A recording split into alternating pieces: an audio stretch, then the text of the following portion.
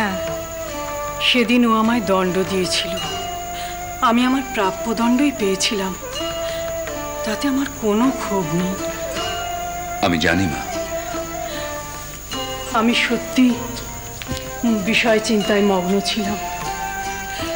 মায়ের পায়ের কাছে বসে আমি ঈশ্বরহীন ছিলাম।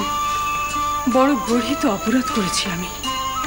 তাহলেও প্রকাশ্য মন্দিরে রানী রাসমণিকে যে এই শাস্তি দিতে পারে, সে ব্রাহ্মণ যে সে জন নয়, তা বুঝতে আমার এতটুকু অসুবিধে হয়নি।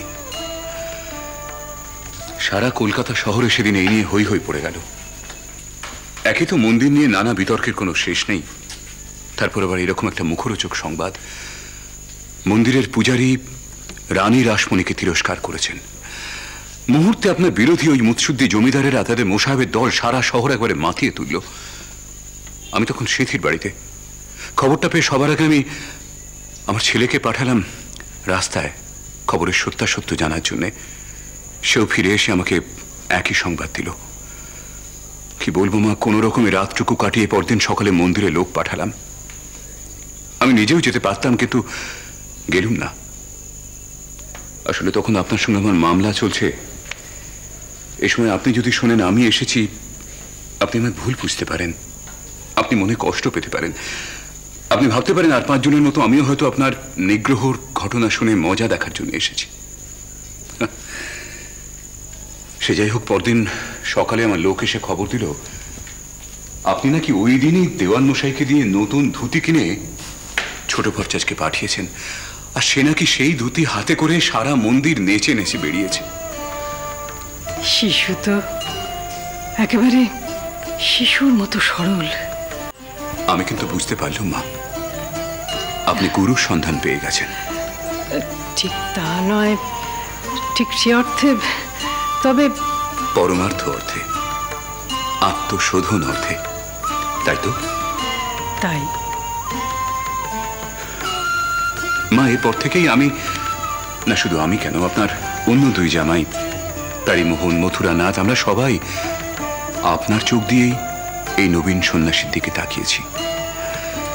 এমনিতে আমাদের মধ্যে যা বাদবিতণ্ডাই থাক না কেন, মন্দিরের ব্যাপারে আমরা সবাই এই মন্দিরের ছায়ায় আপনার চাওয়ারই পরিপূরক হয়ে উঠতে পেরেছি। সে আমার ভাগ্য বড় বাবু। আপনার সুকৃতি মা। হ্যাঁ মা, আপনার সুকৃতির কারণেই আজ গদাধর ঠাকুরের মধ্যে গুরুভাবের প্রকাশ। জগতের প্রতিটি ধর্ম ইতিহাসে এই প্রকাশ নিয়ে লোকগুরুদের আবির্ভাবের কথা বলা হয়েছে। এমন দৃষ্টান্ত তারা আগেও স্থাপন করেছেন। কোথায়? সর্বত্র, প্রাচ্যে, পাশ্চাত্যে, সব জায়গায়। এমন কারো কথা আমাকে শোনাও না বড় বাবু, আমার শুনতে ভারী ইচ্ছে করছে। মা, আপনি কিন্তু এখনো পুরোপুরি সুস্থ হননি, অনেকক্ষণ কথা হয়েছে, আপনি এবারে বিশ্রাম নিন। বড় বাবু, আবার কিন্তু সেই কথা, প্রহর পোহালে। আমি বলছি।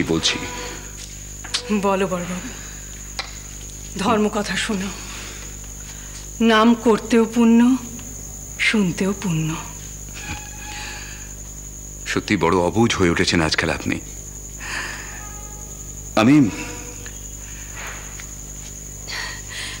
তোমরা আমার বুঝের ছেলে, তোমাদের কাছে অবোধ হতে আমার বাধা কোথায়?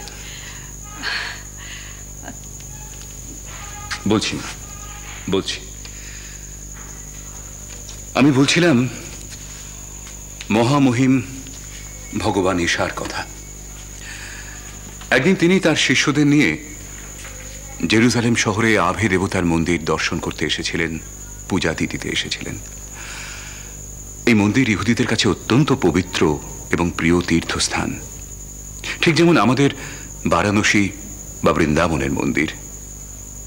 তার উপর ভাবমুখে অবস্থিত তখন ঈশার মন।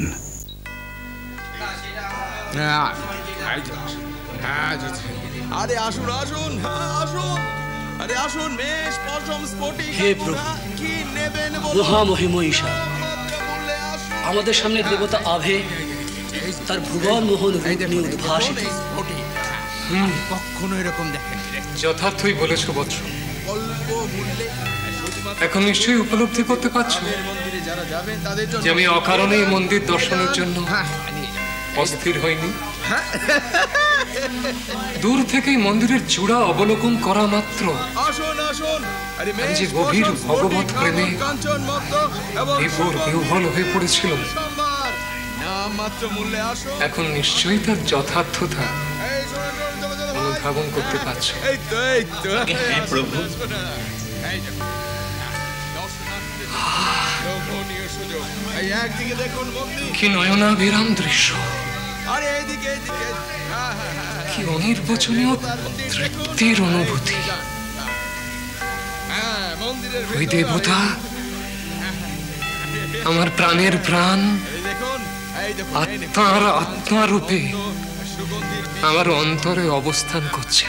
নাম মাত্র মূল্যে নিয়ে যান। শুধুমাত্র হে কি আত্মহারা ভাব বোধ করছি আমি। দেবতা হবে মন্দিরে। হে ঈশ্বর, আরে এদিকে পাশে। তুমি দয়াময়। এদিকে আসুন। এই বিপুল বিশ্বে একবার ঘুরে যান। প্রতিটি বস্তু, প্রতিটি মানুষ, সব পাবেন শুধুমাত্র প্রকৃতির সমস্ত প্রকাশে তুমি। আর তাই এরা সকলে আমার আপনার থেকেও আপনার, প্রিয় থেকেও প্রিয়তর। নিয়ে যান। শুধুমাত্র নাম মাত্র মূল্যে। এই পবিত্র কল্যাণকর বোধ মন্দিরে যারা যাচ্ছেন একমাত্র আমি মন্দিরে পা রাখার পর অর্জন করেছি।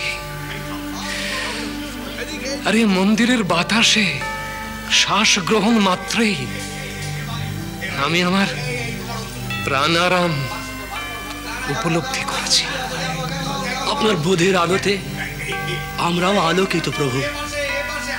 এ আমাদের পরম সৌভাগ্য।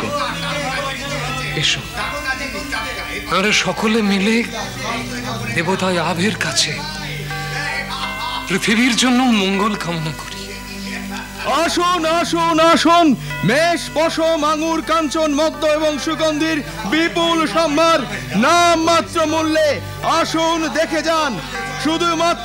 শুধুমাত্র দেবতা আহের মন্দির দর্শনার্থীদের জন্য লোভনীয় সুযোগ। আসুন আসুন দেখে যান। আসুন আসুন এসে নিয়ে যান, যে যা চাইবেন নিয়ে যান মাত্র নাম মাত্র মূল্যে দেবতার আহের মন্দির দর্শনার্থীদের জন্য। আসুন আসুন আসুন এসে সবাই নিয়ে যান। আসুন। আমি আর রামেশ্বর মিলে মনস্থির করেছি যে আমরা ওই গদাইকে একটা ভালো ঘর দেখে বিয়ে দেব বাবা।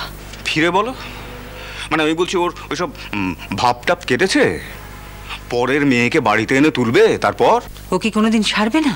কি হয়েছে? সবাই ঠাড়ে ঠোড়ে বলছে কি বলছে?